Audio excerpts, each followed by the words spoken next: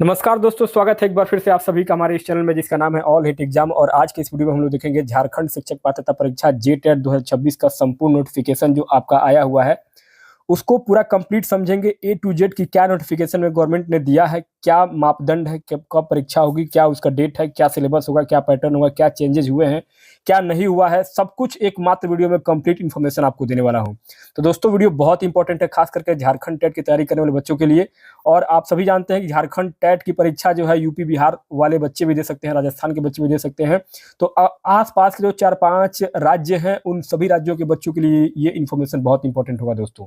तो चलिए स्टार्ट करते हैं दोस्तों कि अधिसूचना जो जारी हुआ है वो पैटर्न, पात्रता और सफलता की पूरी अचूक रणनीति, लक्षित परीक्षाएं पेपर 1 और पेपर 2 दोनों होगा शिक्षक उम्मीदवारों के लिए विशेष, क्योंकि 10 साल के बाद से ये आपका झारखंड शिक्षक भर्ती परीक्षा जो है वो आई हुई है।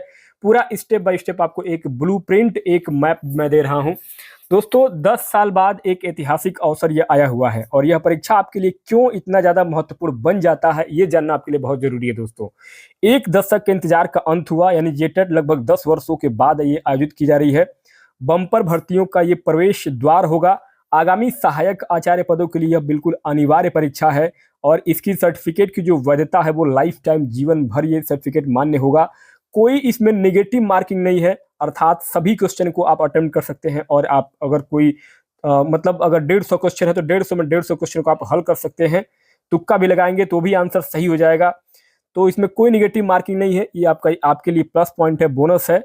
और साथ ही साथ अन्य राज्य के उम्मीदवार भी इसमें योग्य होंगे, अर्थात गैर झारखंड उम्मीदवार सामान्य श्रेणी में आवेदन कर सकते हैं दोस्तों आपको महत्वपूर्ण तिथियों को याद रखना है कि कौन कौन से डेट इंपॉर्टेंट है इस परीक्षा के लिए। तो सबसे पहले आपको बता दें कि आज ही के डेट में यानी कि 28 मार्च 2026 को अधिसूचना यानी कि नोटिफिकेशन रिलीज हुआ है। 21 मई 2026 को 11:59 से आवेदन की अंतिम तिथि रखी गई है, यानी कि इतने डेट तक आप लास्ट डेट है फॉर्म भरने का। और जल्दी ही इसकी परीक्षा की तिथि जो है वो घोषित कर दी जाएगी। मे भी हो सकता है कि आवेदन बंद होने के 2 से 3 महीने के बाद आपको परीक्षा की डेट मिल जाएगी।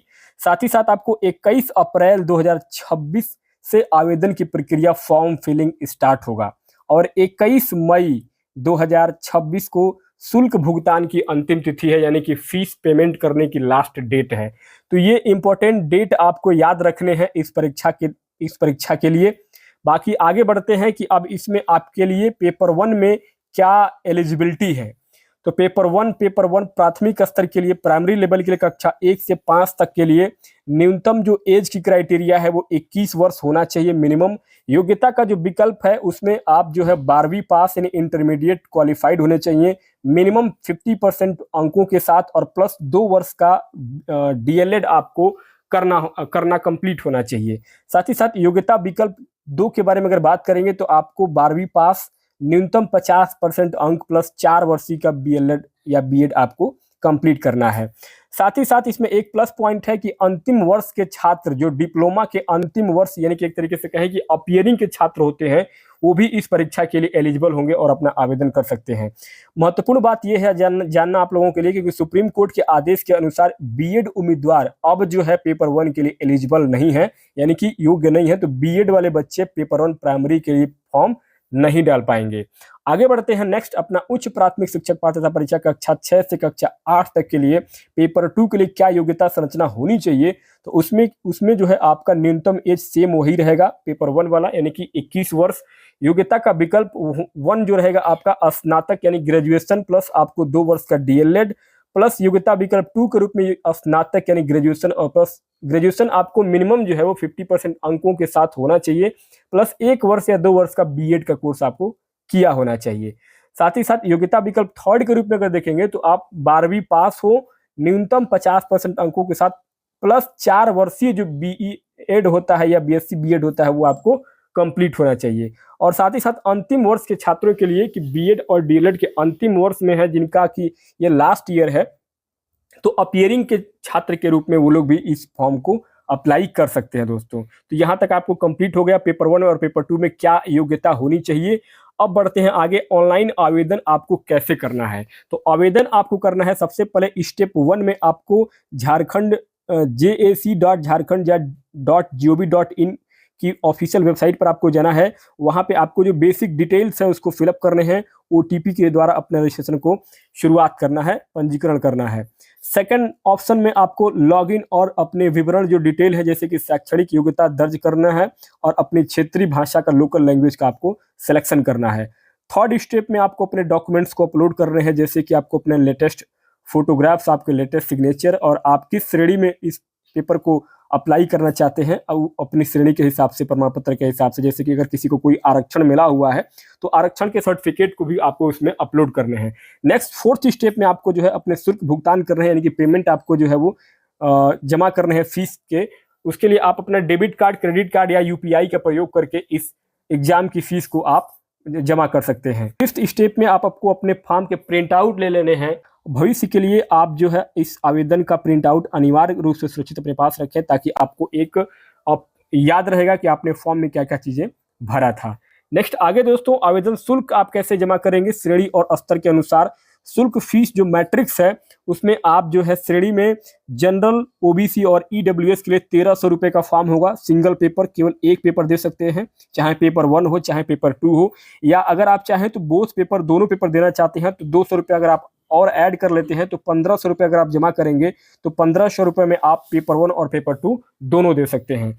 साथ ही अगर आप SC ST और PWD दिव्यांग श्रेणी में आते हैं तो आपको 700 रुपये में एक फॉर्म डाल सकते हैं और 800 रुपये में आप दोनों फॉर्म भर सकते हैं, पेपर 1 और पेपर 2 दोनों के लिए। नेक्स्ट आगे दोस्तों, अगर आप आदिम जनजाति यानी कि PV-TG कैटेगरी से आते हैं तो आप 500 रुपये में एक फॉर्म भर सकते हैं या 600 रुपये में आप दोनों फॉर्म डाल सकते हैं। दोस्तों यहाँ पे दोस्तों यदि आप दोनों पेपर के लिए योग्य हैं तो दोनों पेपर एक साथ भरने पर आपको भारी छूट एंड डिस्काउंट भी मिल रहा है, जैसा कि आप इसमें शुल्कों के विवरण में आप देख पा रहे हैं मित्रों। नेक्स्ट दोस्तों, आगे आपका पेपर 1 का पाठ्यक्रम कैसा होगा कक्षा 1 से कक्षा 5 तक के लिए। उसके लिए आपका बाल विकास CDP जो है अनिवार्य है, कंपलसरी है। 30 नंबर का आपका 30 अंक आएगा CDP बाल विकास मनोविज्ञान। भाषा 1 में आप हिंदी, अंग्रेजी, संस्कृत और उर्दू में से किसी एक भाषा को चुन सकते हैं, वो भी 30 नंबर का अनिवार्य है। भाषा 2 में आप जो है क्षेत्रीय जनजाति जो भी आपकी लोकल की लैंग्वेज की भाषा है उसके लिए भी आपको 30 नंबर मिलेंगे, 30 अंक का वो भी होगा।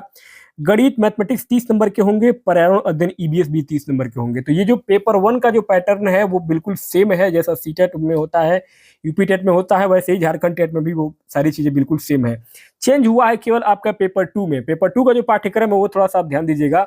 इसमें पेपर 2 का जो पाठ्यक्रम है उसमें कक्षा 6 से कक्षा 8 तक के लिए बाल विकास मनोविज्ञान के 30 नंबर सेम रहेगा, पेपर 1 और पेपर 2 के जैसा सेम है। ये भी आपके भाषा 1 में 30 नंबर का रहेगा, भाषा 2 में भी 30 नंबर का रहेगा। लेकिन जो आपका स्पेशल सब्जेक्ट आता था साइंस साइड में, अगर आप साइंस से हैं तो गणित और विज्ञान के 85 नंबर के प्रश्न आएंगे, ओनली 50 क्वेश्चन आएंगे, 50 नंबर के 50 प्रश्न। उसमें 10 नंबर का इस बार एक्स्ट्रा जोड़ दिया गया है। 10 नंबर का जो एक तरीके से कहें कि कंप्यूटर के 10 क्वेश्चन को जोड़ा गया है। अब तक जो है अन्य राज्यों में UP टेट में, CTET में 60 नंबर के पूरे जो है वो सब्जेक्ट से ही क्वेश्चन आते थे, लेकिन झारखंड टेट में इस बार चेंजेस हुए हैं। आपको सब्जेक्ट के 85 क्वेश्चन करने हैं, 50 क्वेश्चन करने हैं, 10 नंबर आपको जो है 10 अंक का कंप्यूटर आपको जोड़ दिया गया है। तो 50, 10, 60 ये टोटल आपके क्वेश्चन हो जाएंगे। और SST सोशल साइंस सामाजिक अध्ययन में भी जो है आपको 50 नंबर का ही आपको अपने विषय का क्वेश्चन देना है और 10 नंबर आपका कंप्यूटर का देना है। तो इस बार कंप्यूटर को जोड़ा गया है, जो कि बहुत अच्छा है दोस्तों। कंप्यूटर की जानकारी भी सभी शिक्षकों को होनी जरूरी है। तो 10 अंकों का बेसिक कंप्यूटर ज्ञान JTET के लिए क्या हुआ है, इस बार अनिवार्य कर दिया गया है। बाकी दोस्तों पासिंग मार्क्स आपको जानने जरूरी है, क्योंकि आप परीक्षा दे रहे हैं तो आपको ये भी जानना है कि हम कितने नंबर पाएंगे तो क्वालिफाइड हो जाएंगे। तो दोस्तों जनरल कैटेगरी में अगर आप आते हैं तो आपको 150 में 90 नंबर यानी कि 60% क्वालिफाइड करना है। OBC पिछड़ा वर्ग में अगर आप आते हैं या EWS में आते हैं तो आपको 82 नंबर पाने हैं, 55% नंबर से आप क्वालिफाइड हो जाएंगे।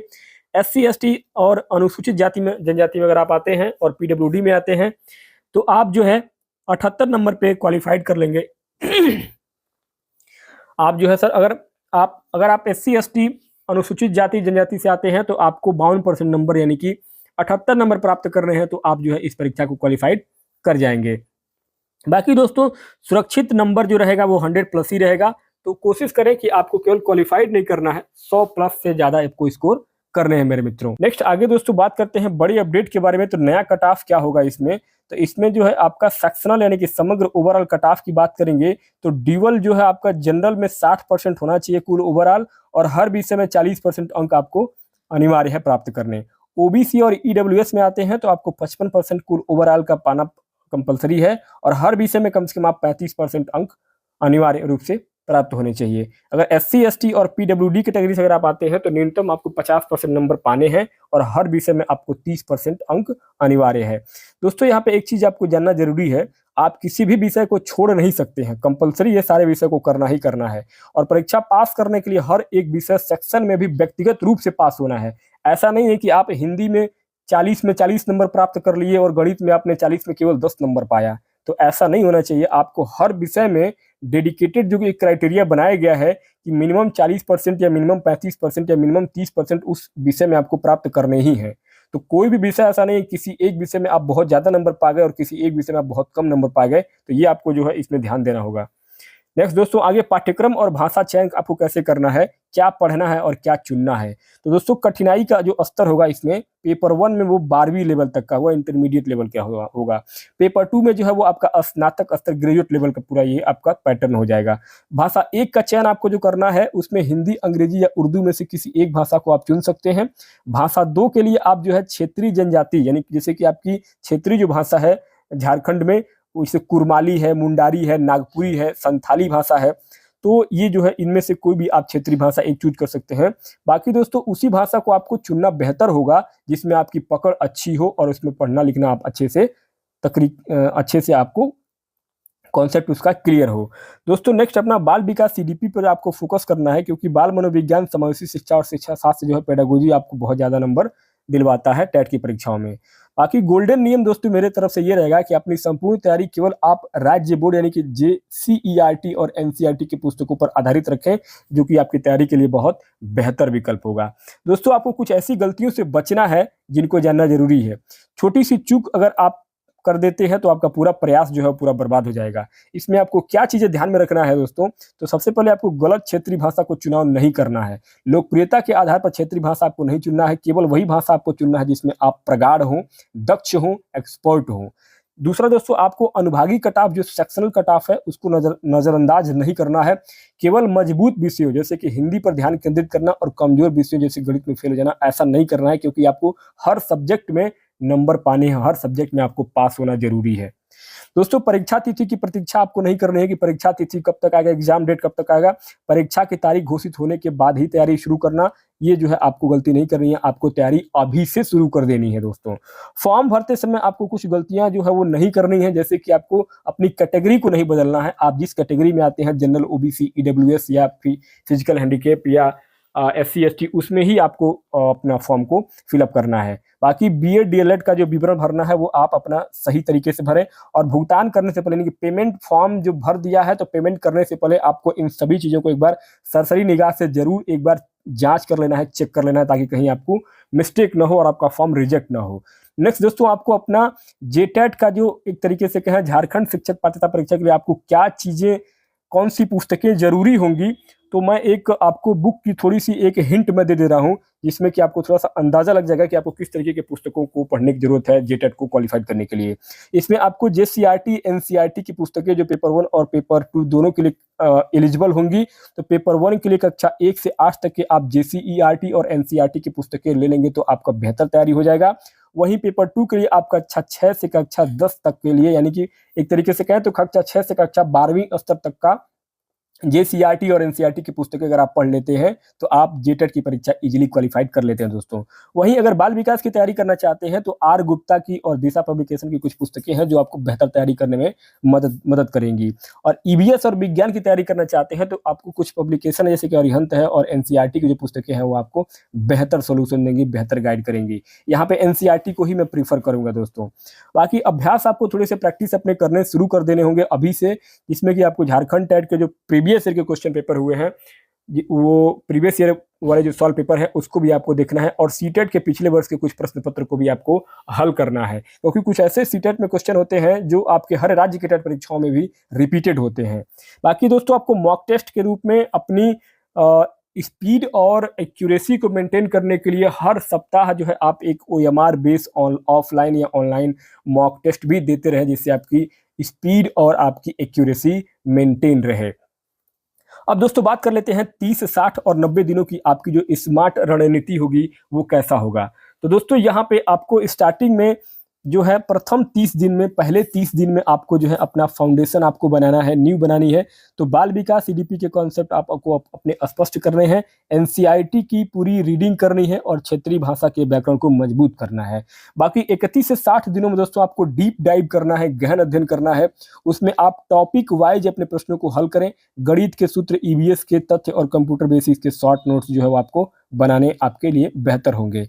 61 से 90 दिन के बीच में जो आपकी तैयारी होगी वो रिवीजन और मॉक टेस्ट की होगी। आपको पर डे जो है वो PYQ हल करने हैं, प्रीवियस ईयर क्वेश्चन सॉल्व करने हैं। अपने कमजोर विषयों में आपको जो है वो एक सेक्शनल कट ऑफ निकालने हैं, जो कि आपको, क्योंकि इसमें हर विषय में पास होना जरूरी है। ऐसा नहीं कि आप, जैसा कि मैंने पहले ही आपको बताया है कि आप हिंदी में 30 में 30 पा गए, गणित में 30 में 10 पाए तो आप फेल हो जाएंगे, क्योंकि आपको हर विषय में आपको क्वालिफाइड करना है। किसी एक विषय में बहुत ज़्यादा नंबर नहीं पाना है और किसी एक विषय में बहुत ज़्यादा कम नंबर भी नहीं पाने हैं।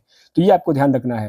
बाकी दोस्तों आपको जो डेली आपके रूल होंगे वो अपनी क्षेत्रीय भाषा के अध्ययन के लिए प्रतिदिन आप जो है कम से कम 1 घंटे का समय दें, क्योंकि वो भी आपके लिए जरूरी है और उसमें आप अच्छे नंबर से भी क्वालिफाइड कर सकते हैं दोस्तों। तो ये पूरा एक रोड मैप था मेरे मित्रों। आपकी सरकारी नौकरी आपका इंतजार कर रही है, तो अपनी तैयारी आप आज ही से शुरू कर दे दोस्तों। याद रखें, 10 साल के लंबे इंतजार के बाद से झारखंड में सरकारी शिक्षक बनने की यह एकमात्र चाबी है।